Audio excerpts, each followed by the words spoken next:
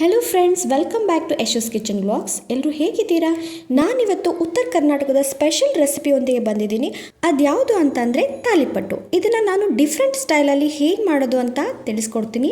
ಈ ರೀತಿ ಮಾಡೋದ್ರಿಂದ ತುಂಬಾ ಕ್ರಿಸ್ಪಿಯಾಗಿ ಬರುತ್ತೆ, ತಿಂದರೆ ಇನ್ನೊಂದು ತಿನ್ನಬೇಕು ಅಂತ ಅನಿಸುತ್ತೆ. ಹೇಗೆ ಮಾಡೋದು ಅಂತ ತಿಳಿಸ್ಕೊಡ್ತೀನಿ.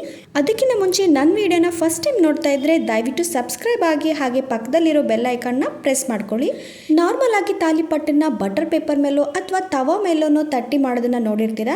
ಈ ತರ ಬಾಂಡ್ಲಿಯಲ್ಲಿ ತಟ್ಟಿ ನೋಡಿ, ಒಮ್ಮೆ ತುಂಬಾನೇ ಗರಿಗರಿಯಾಗಿ ಬರುತ್ತೆ. ಇದಕ್ಕೆ ಜಾಸ್ತಿ ಇಂಗ್ರೀಡಿಯೆಂಟ್ಸ್ ಏನು ನಾನು ತಗೊಂಡಿಲ್ಲ. ಈರುಳ್ಳಿ, ಟೊಮೆಟೊ, ಮೆಣಸಿನಕಾಯಿ ಹಾಗೆ ಕೊತ್ತಂಬರಿ ಸೊಪ್ಪನ್ನ ಚಿಕ್ಕದಾಗಿ ಹೆಚ್ಚಿಟ್ಕೊಂಡಿದ್ದೀನಿ ಅಷ್ಟೇ. ಇವಾಗ ಒಂದು ದೊಡ್ಡದಾದಂಥ ಪ್ಲೇಟಲ್ಲಿ 2 ಕಪ್ ಆಗುವಷ್ಟು ಅಕ್ಕಿ ಹಿಟ್ಟನ್ನು ತಗೊಂಡಿದ್ದೀನಿ.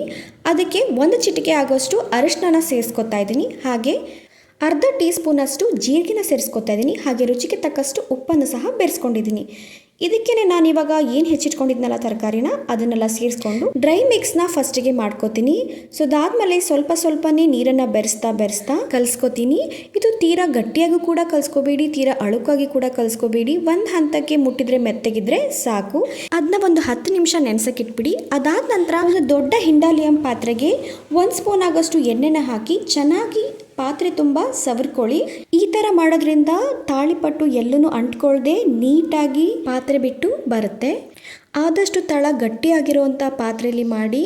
ಹಿಂಡಾಲಿಯಂ ಯೂಸ್ ಮಾಡಿದ್ರೇ ಬೆಟರಾಗಿ ಬರುತ್ತೆ. ಸೊ ಅದನ್ನೇ ಯೂಸ್ ಮಾಡ್ಕೊಳ್ಳಿ. ಇವಾಗ ನಾನು ಕಲಸಿಟ್ಟಿದ್ವಲ್ಲ ಅಕ್ಕಿ ಹಿಟ್ಟು, ಅದರಲ್ಲಿ ಒಂದು ದಪ್ಪ ಸೈಜಿನ ಉಂಡೆ ಥರ ಮಾಡಿಕೊಂಡು ಸ್ವಲ್ಪ ಕೈಗೂ ಎಣ್ಣೆ ಹಚ್ಕೊಳ್ಳಿ, ಹಾಗೆ ಹಿಟ್ಟಿಗೂ ಸಹಿತ ಎಣ್ಣೆ ಹಚ್ಕೊಂಡು ಮಿಡ್ಲಲ್ಲಿ ಇಟ್ಬಿಟ್ಟು ಅದನ್ನು ನೀಟಾಗಿ ಪ್ರೆಸ್ ಮಾಡ್ತಾ ಬನ್ನಿ. ಎಷ್ಟು ಸಾಧ್ಯ ಆಗುತ್ತೋ ಅಷ್ಟು ತೆಳ್ಳಗೆ ಅಗಲವಾಗಿ ಪ್ರೆಸ್ ಮಾಡ್ಕೊಳ್ಳಿ.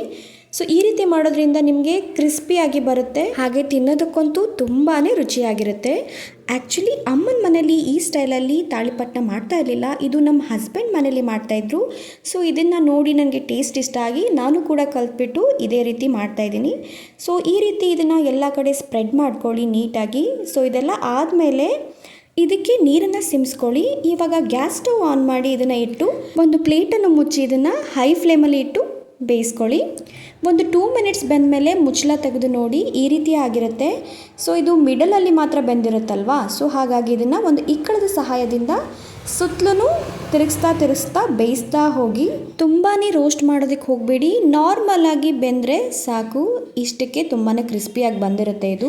ನಾನಿಲ್ಲಿ ಇದಕ್ಕೆ ಮಿನಿಮಮ್ ಇಂಗ್ರೀಡಿಯೆಂಟ್ಸ್ ಅಷ್ಟೇ ಹಾಕಿ ಮಾಡ್ಕೊಂಡಿದ್ದೀನಿ. ನೀವು ಬೇಕಾದರೆ ಇದಕ್ಕೆ ಸಬ್ಬಸಿಗೆ ಸೊಪ್ಪು ಅಥವಾ ತರಕಾರಿನೂ ಸಹ ತುರಿದು ಸೇರಿಸ್ಕೋಬೋದು. ನೋಡಿ ಬೆಂದ ಮೇಲೆ ಈ ಥರ ಆಗಿರುತ್ತೆ. ಒಂದು ಚಮಚದ ಸಹಾಯದಿಂದ ನಾನು ತೆಗಿತಾ ಇದ್ದೀನಿ. ನೋಡಿ ಎಷ್ಟು ಕ್ರಿಸ್ಪಿಯಾಗಿ ಬಂದಿದೆ, ಎಲ್ಲೂ ಕೂಡ ಅಂಟ್ಕೊಂಡಿಲ್ಲ. ಇದನ್ನ ನೀವು ಮೊಸರು ಚಟ್ನಿ ಪುಡಿ ಜೊತೆನಾದ್ರೂ ತಿನ್ಬೋದು, ಅಥವಾ ತುಪ್ಪದ ಜೊತೆ ತಿಂದರೆ ಮಾತ್ರ ಸೂಪರ್ ಕಾಂಬಿನೇಷನ್ ಆಗಿರುತ್ತೆ. ಈ ಥರ ಒಮ್ಮೆ ಟ್ರೈ ಮಾಡಿ ನೋಡಿ, ಹೇಗೆ ಬಂದಿದೆ ಅಂತ ಕಮೆಂಟ್ ಮೂಲಕ ತಿಳಿಸಿ.